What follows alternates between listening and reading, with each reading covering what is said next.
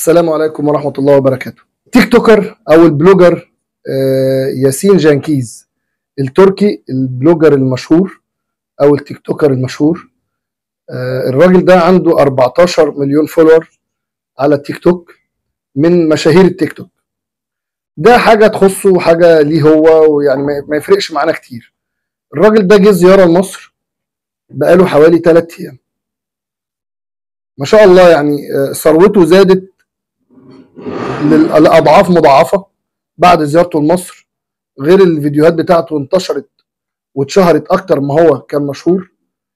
لكن يعني أنا اللي مستفز منه بقى إيه؟ إن الراجل ده جه عمل إعلان لأكبر المطاعم الموجودة في مصر والبراندات الموجودة، زي قصر الكبابجي مثلا، وزي بازوكا، وزي مطعم سمك اللي اسمه سيجل، ويعني وكذا كذا مكان. يعني انا هحط لحضراتكم المطاعم والاماكن اللي هو عمل لها اعلانات، بما فيهم كمان مصمم الازياء اسلام سعد. وده برضو يعني انا ما يخصنيش الكلام ده كله، كل واحد حر في ماله يصرف اللي هو عايزه.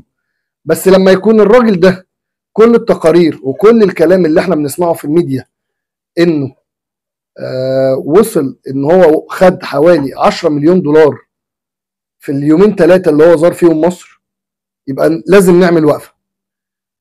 الراجل ده كل اللي بيعمله، يعني انا مش عايز، انا مش بتريق على حد، بس هو كل اللي بيعمله ان هو بيهز حاجه في بطنه.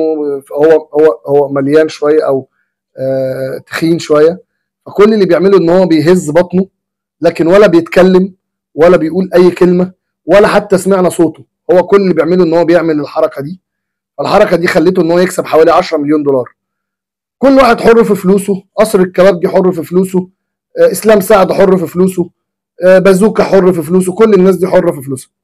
لكن لما يكون اللي الراجل ده جاي بيقبض وبياخد فلوسه بالدولار اللي احنا عندنا فيه ازمه، يبقى لازم يبقى فيه وقفه من الدوله، وقفه من البلد، وقفه بقى من رئيس الوزراء. يعني اي حد يعمل الوقفه دي. يعني انا ما اعرفش مين اللي المفروض اللي هو ياخد قرار في الموضوع زي ده، او مين اللي ممكن يحاسب الناس دي على الدولارات اللي اتدفعت لواحد عشان يجي ياكل ويمشي. يعني كنا قلنا ايه لما جه قصر الكبابجي عمل عزومه لاوائل الثانويه العامه وطلبه الثانويه العامه ان هم نجحوا وتفوقوا، فعمل لهم عزومه في المطعم عنده. قلنا والله الراجل محترم وراجل يشكر على اللي هو عمله. لكن نشوف بقى الفرق بين الوليمه اللي معموله ل ياسين جانكيز البلوجر واللي معمول لطلبه الثانويه العامه. بسم الله ما شاء الله، يعني في فرق كبير قوي. يعني احنا كنا ممكن نستغل، او يعني برضو كان ممكن المطاعم دي تستغل الفلوس اللي دفعتها والدعايه اللي هي عايزه تعملها دي في حاجات تانية كنا محتاجينها اكتر. يعني عندنا اطفال كتير محتاجه تتعالج، ومحتاجه الدولارات الكتير اللي اتدفعت دي ان هو يجيبوا حقن عشان الاطفال دي تتعالج وتخف وتبقى كويسه وطبيعيه.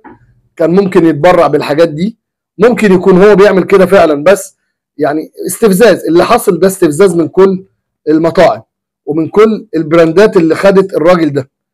واللي زاد وغطى بقى ان يعني مش خلاص ان الواحد يعني استفز من اللي هو شافه من الراجل التركي اللي جه مصر بياخد فلوس من المصريين بالدولارات. لا، ده كمان بقى ابتدى ان واحد مصري كمان طالع يقلده ويعمل زيه بنفس الحركه عشان خاطر يركب الترند ويبقى في نفس المكان وياخد فلوس، وبرضه المطاعم بتجيبه وبيخلوه يعمل الكلام ده. يا جماعه بلاش استخفاف بعقول الناس، يعني بلاش استخفاف وبلاش استفزاز.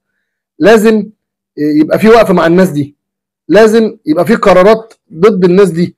يعني اروح اجيب واحد من تركيا يعمل لي اعلان عشان ياخد بالدولارات، اروح اجيب رقاص يجي يرقص لي في المحل عشان ياخد بالدولارات اعلانات؟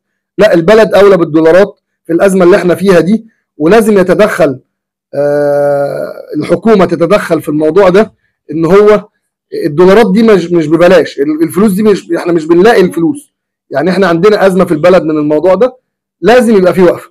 واتمنى ان محدش يزعل مني في الفيديو، اصحاب المطاعم اصحاب المحلات. بس يعني ده كان لازم حد يطلع يتكلم في الموضوع ده، ويا ريت تشيروا الفيديو، عايزين نوصله لاوسع نطاق عشان الناس تشوفه، عشان ما يحصلش حاجه زي كده تاني من استفزاز لمشاعر الشعب والمواطنين في مصر. شكرا والسلام عليكم ورحمه الله وبركاته.